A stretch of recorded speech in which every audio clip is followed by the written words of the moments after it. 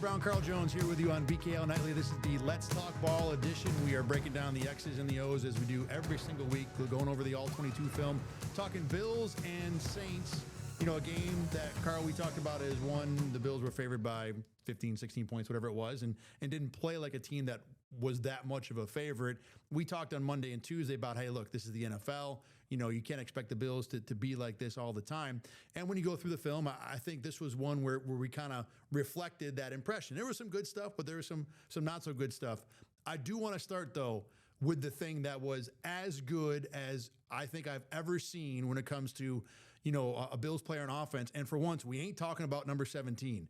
Carl, James Cook, man, and I don't throw this comparison around lightly, but right now, or at least in this game, he reminded me a lot of LaShawn McCoy when it comes to his ability to make things up on his own.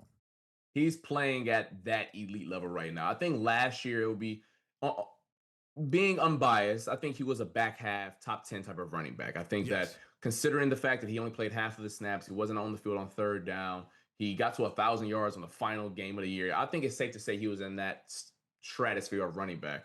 It would be hard pressed to leave him outside of the top 5 in terms of how he's playing today. Like just on September 30th, there aren't 5 backs who are playing the position better than James Cook. He has the most yards in between the tackles in all of the National Football League. Imagine saying that when they drafted him a few years back. Like, hey, James Cook is going to be this guy who you want to run right down Broadway. The fact that he's developed an insane contact balance and his ability to field blocks and read them and turn a 5-yard gain into 12 and 13, that is superb to watch. And he gets better every year. He's adding nooks and crannies to his game. And this year, I think it's that vision that's turning his game to another level. The thing I like the most in this game, you talk about turning the 5s into 12s. We've seen that a lot. In this game, I saw a couple of times where he turned 0s and 1s into 5s and 7s. And that was the LaShawn McCoy staple because LaShawn McCoy never ran behind a line like the Bills have right now. He was a guy that had to figure out, okay, I'm going to get 0.02 before contact. How do I make this work? And Cook has reached that level now, too, where there are, you know, weekly now, multiple plays where he is adding yards on his own, navigating through, you know, poor blocking, good defense. And you don't get much of the poor blocking part either. Credit to the Bills' offensive line there. But, you know, again, I think he's at a level. Let's play the game right now. Who's better in the end? Who would you say, if we're going to rank, let's rank them, all right? Let's actually play this out. I'm going to go Saquon and Jonathan Taylor, and I don't know if I get any further. Like, Derrick Henry right this second is not better than James Cook. Bijan Robinson is better, too. Yes, that's the one. I go there, too. I will say Jahmyr Gibbs as well, but then somebody will say the argument, well, he splits carries. I'm fairly confident in saying James Cook I'd go with Gibbs. Will split carries with David Montgomery. But even though I think Saquon Barkley is a phenomenal back, at this very second, the Eagles' offensive line is struggling. So Saquon Barkley is averaging like 3-point yards a pop. I think he's a better player than James Cook. Do not get it twisted. But in terms of what they put on tape the first 4 weeks of the season, James Cook has put on a better performance. But yes, I think we would all take Saquon Barkley over James Cook. But that's the company we're talking about, though. The fact that we're putting him next to these names, these Pro Bowlers, these all-pro caliber players, says a lot about where he's taking his game, even from the last time we saw him in January. All right, I'm going to call up a list of other running backs just to see if we're missing anybody, but I feel pretty good with saying he's in the top 5. The other part of the James Cook discussion, and you know, Joe Brady brought it up in terms of usage in his press conference on Monday, that Cook last 2 games, 66% of the snaps, 73% of the snaps. Those 2 are career highs for him. Now, he's had other games where he's had more total snaps, but percentage, that was the most he's ever had. It's coming at the expense of mostly Ray Davis. But, you know, Carl, you and I don't think have any problem with where the Bills are going with usage when it comes to James Cook. So for those who don't know, I think it's relatively common knowledge at this point that your running game baseline is because of your offensive line. Like, the Eagles' offensive line and the running game has been superb for years because of the big fellas up front. Saquon Barkley just took it to nuclear levels. So I think at a bare minimum, this Bills rushing attack will be good because they have a really, really good unit up front. But James Cook takes it to elite status. And for however you think of Ray Davis and Ty Johnson, they aren't James Cook. So when you are an offensive coordinator or a play caller, you are knowingly taking your rushing attack from top 2 in the NFL to 10th or 11th every single time you take James Cook off the field. It's the same problem that the Philadelphia Eagles have with Saquon Barkley, the Ravens have with Derrick Henry, and I can go down the list of the guys we just named. You are knowingly making your rushing attack worse, And the conversation with those guys is that, oh, they're 220, 230 pounds. They can take it. Well, the Bills are in a problem, the same issue, except James Cook is a buck 95, 200, soaking wet if he got bricks around his feet. I understand those concerns, but that rushing attack looks like the Eagles last year. It is hard to knowingly say, hey, we're going to take this from historic levels to just merely good. The other part of it, too, is it's not like James Cook has some injury history that says for sure if you run him between the tackles, he's going to have a problem. You know, we just are concerned because of, like you said, the numbers on the scale don't begin with a 2.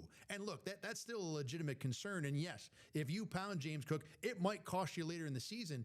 But for now, with the way he's playing, and you're 100% right, with the impact he has on the run game, I'm going to be happy to run him out there until I find some reason to prove otherwise that he shouldn't be in this game on a regular basis. I do worry, and real quick, Carl, give me your take on this. You know, Ray Davis last year had a nice start. I think there's a lot of confidence with him as a backup running back. What do you think the impact is on a guy like that now that he is essentially a backup and not a guy more involved in a rotation?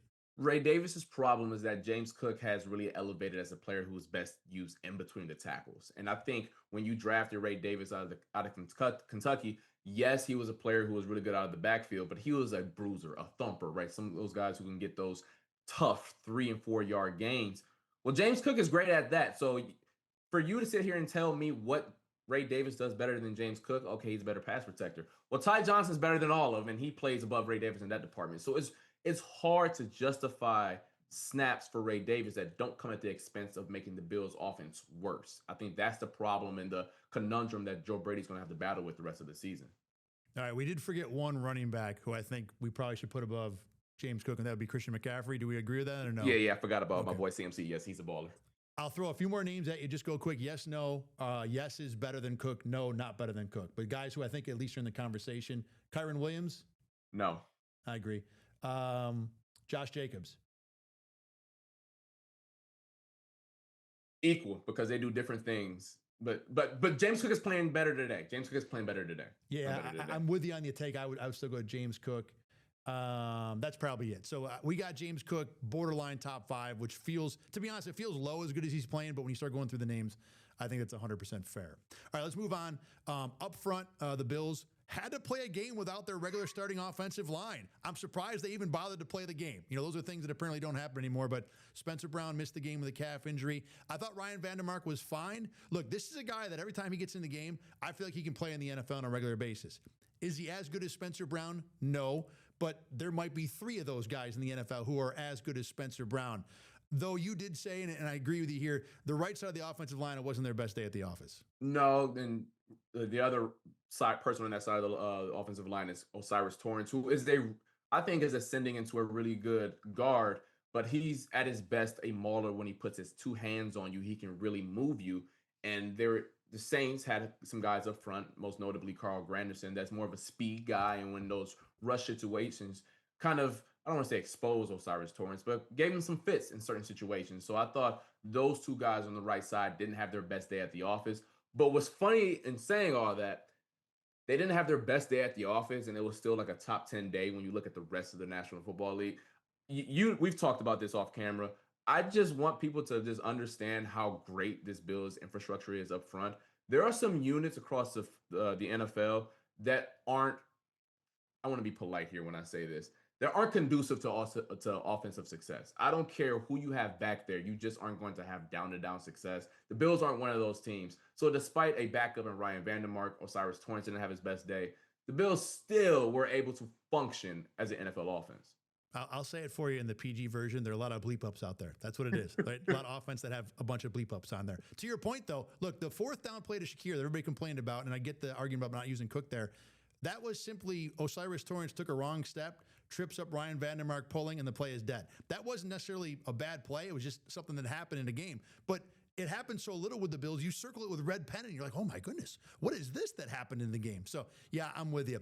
With Joe Brady, I want to get into this a little bit. Number one, look, I am now officially out on the Joe Brady, I'm going to run the same play 3 times in a row because I can thing. It got to the point early in the second half, actually the start of the second half, he runs the same run play 3 times in a row.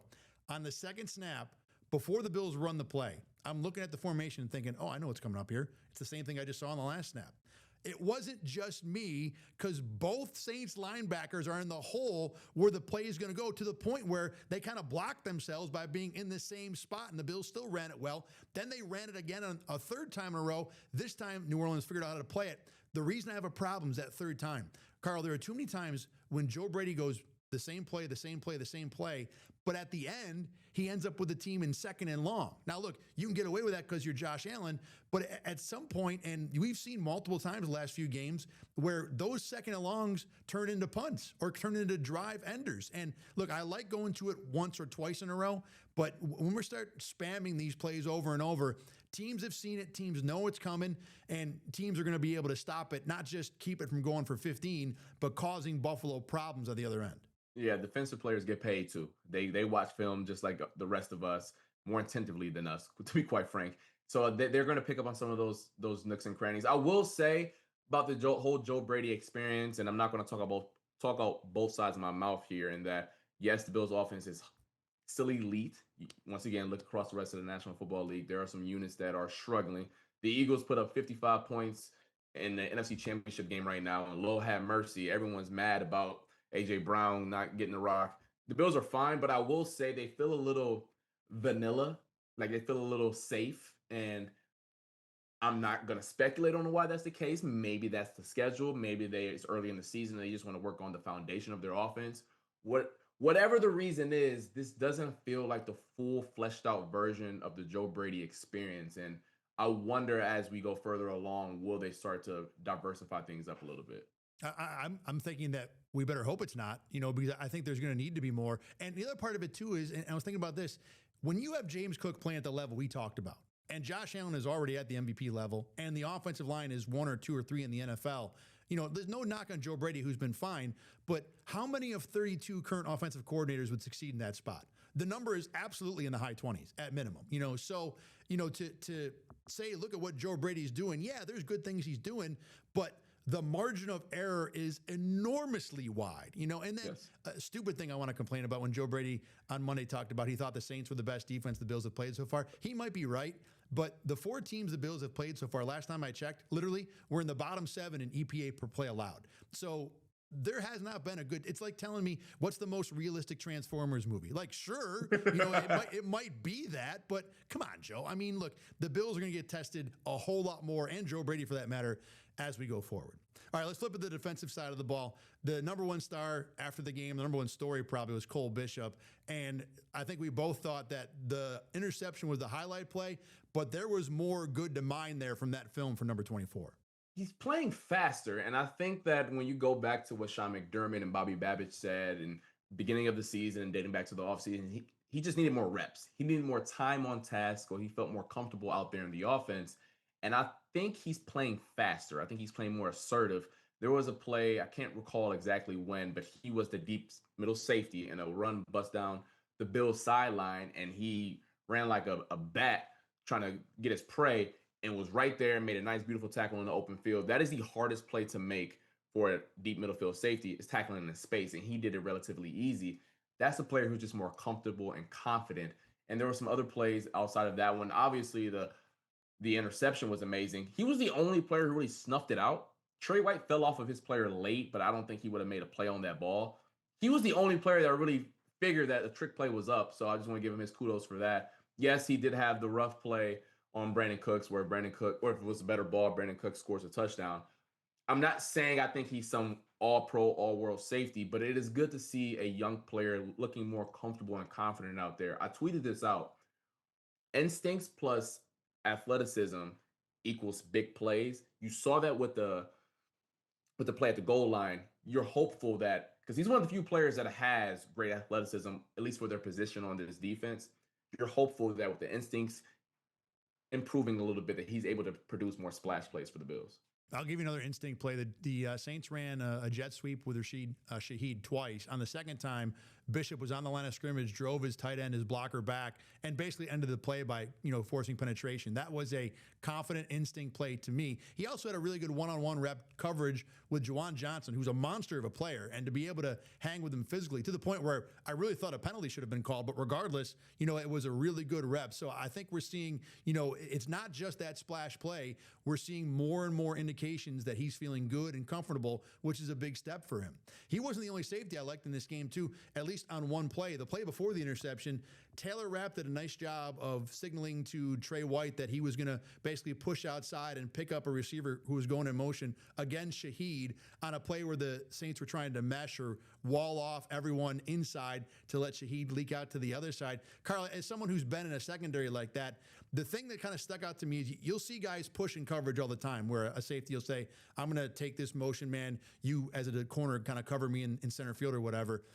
Trey White jammed on the brakes like he either didn't expect the call or it came really late. And that to me made it feel like a better call because at one level or another it wasn't unexpected. Trey White's been in this defense since the beginning. So you're not going to tell me he didn't know what he's supposed to do. For Trey White to have to react that way, I thought it was a pretty darn good play for Taylor Rapp. Especially in the red zone, because one of the hardest things about pushing coverage in the red zone is that there's not a lot of space. So like if you push a call and the safety isn't able to rock with the wide receiver, well, the receiver has you out leveraged and it's toast. So the fact that he was able to sniff it out so quickly and tell Trey White, who didn't hear it right away and finally slammed the brakes like you just mentioned, that's a good heads up play about someone who has been in this defense, has been in the NFL for quite some time now, that has seen a bunch, that was able to pick up on that. So Taylor Rapp hasn't had the greatest of years. He hasn't been bad either. I think he's been steady, but that was an example of a player where you're like, hey, if you want to bring someone into the system week 9, week 10, they may not make that play because they haven't seen it from the Bills' perspective. On the flip side, you got Dorian Strong, who got a few more reps because Sean McDermott said it wasn't about Trey White, but I think it probably was. You take 2 penalties early, you're going to probably see some time on the bench. I don't care who you are. Strong didn't get tested much in the passing game, but you liked him in the run game in this one. Yeah, he was physical. His first play out there, I believe that they threw a screen pass to his direction, and he did a good job of shrinking it out and eventually forcing Alvin Kamara out of bounds. And then he made another play similar to that where he kept the ball inside of him and kept his contained later on in that drive. I think he's a player that has shown, especially dating back to that Ravens game as well, he ain't scared. He's willing to tackle, put his face in the fan. We just don't have much evidence that he can cover. I know he gave up the big play against the Ravens, that drag that ended up turning to like a 30-yard game. That was more so of a miscommunication, I would say. So for those who are clamoring to put Trey White on the bench and insert 43, you're going to have to see more from 43 in terms of coverage before you make the decision to put 27 on the bench. And I don't even know if we're going to get enough out of him before Max Hairston's healthy to where he might be the guy in line ahead of Dorian Strong to get that time if Trey White is not living up to what the Bills need him to be. Further closer to the line, Joey Bosa had a really good finish to this game as a pass rusher. A number of pressures looked good, but that was only really the last 2 drives. In fact, the way I charted it, I had the Bills for 16 pressures in this game. Almost half of them were the last 2 drives where they were up by 2 scores. The rest of the game, the pass rush was okay. As a run defender, it stuck out to me on a few occasions how almost slow he looked covering the edge. Alvin Kamara is a great back, but he ain't 22, and he made Joey Bosa look like a guy that didn't belong in the league, at least against Kamara, as a run defender in this one. Yeah, he didn't keep contained a few times, and I think you saw it live, at least from the press box. You saw his reaction when he was mad at himself that he got beat to the outside. It happened more than once, so that wasn't good to see. The Bills offense, we know this, just isn't the Bills defense, isn't some athletic unit. So at least a bunch of freaks out there. So they're going to have to really rely on their techniques and their keys to make sure that they're sound. You can't have one of your better players abandoning assignment, at least from my perspective, and to give up 10, 15-yard plays. But yes, you're hopeful that Joey Bosa, one of your best players, is providing more juice, like you just alluded to, but also doing your 111th, like Sean McDermott likes to always say. Well, and the other side of this too is that in a couple weeks, 3 exact, he might not have to do that job because one of the things I thought about was that's where you put Michael Hoyt in. That's where you put 55 in the field, let him control first and second down, let him use that energy to be a guy who can really set the edge, and then you leave Joey Bosa to do what he has done well this year, and that's get after the quarterback on 3rd and long. But for a guy who's, I think, pretty respectable at minimum on 1st and 2nd down, it did stick out to me how much he had trouble in this game.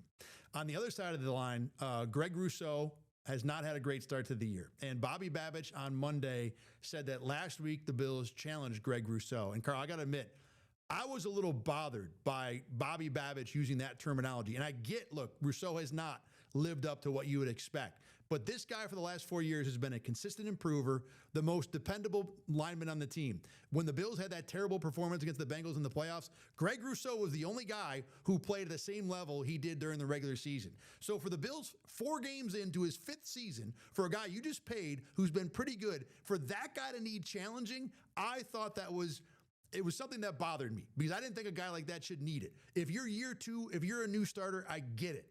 But I don't know where this is coming from. The only thing I can land on is that at some level, he just got paid, and the Bills maybe are wondering if there's an issue with not having the same fire or the same motor as he did before.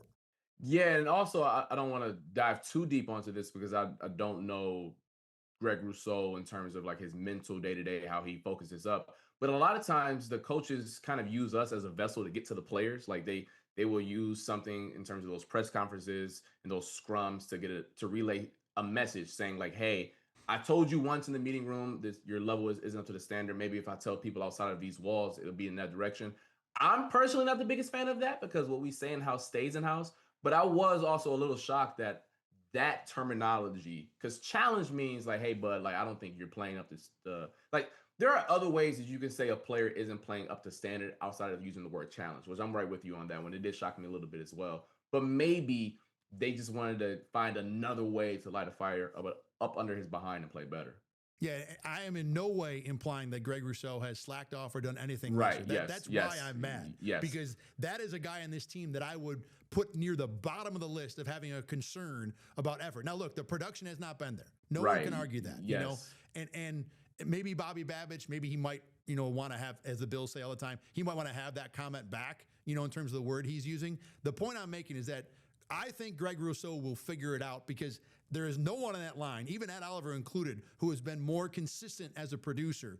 And in this game, hey, when they got challenged, a couple good pressures. The one play that stood out is he was the one who closed out that 2-point play. If it's not for Greg Rousseau, the Saints get that too, and maybe that game is different because it's not a 2-score lead late, it's a 1-score lead late. So me sitting here after watching Greg Rousseau, I think he's a guy that will figure it out no matter if the Bills feel like they needed to challenge him. And, if I was Greg Rousseau, and he won't say this because he's a pretty humble guy, I almost would have been a little insulted to feel like that you need to challenge me after week 4. And again, I'm getting mad at something that maybe doesn't exist as poorly as we are laying it out here. But regardless, that was the word that Bobby Babich used, and I wanted to point it out, kind of defending Greg Rousseau.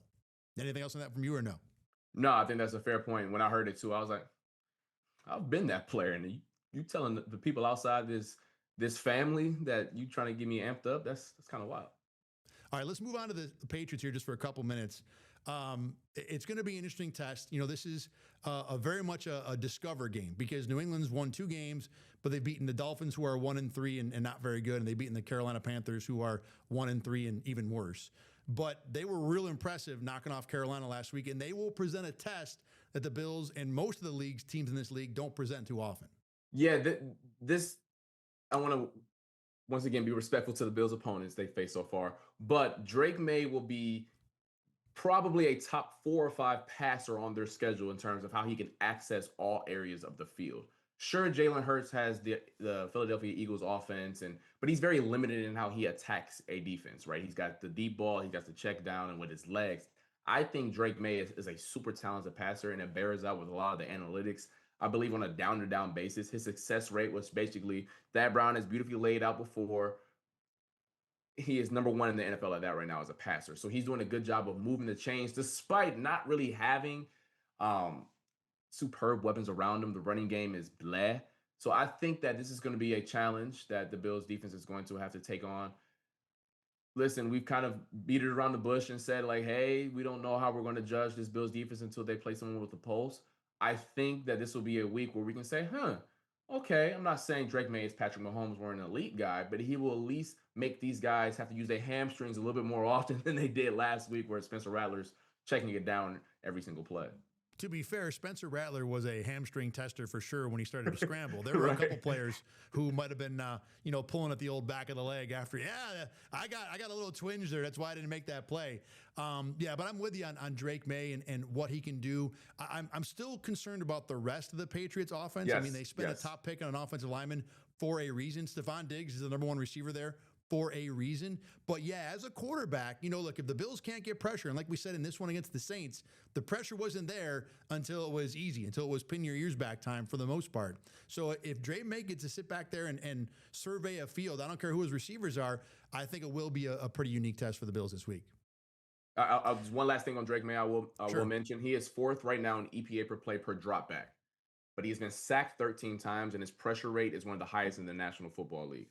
So basically, if you want to know how the Bills slow him down, get after him, put him on his behind so the secondary doesn't have to get tested as much. That is super fascinating. I'm going to see how that front four for the Bills attacks that Patriots offensive line. The funny thing about that is that if he's number 4 in EPA and he gets sacked a lot, doesn't that mean that the plays he doesn't get sacked are really, really good, right, basically? Yeah, that's exactly what that means. All right, we're gonna find out for sure on Sunday night.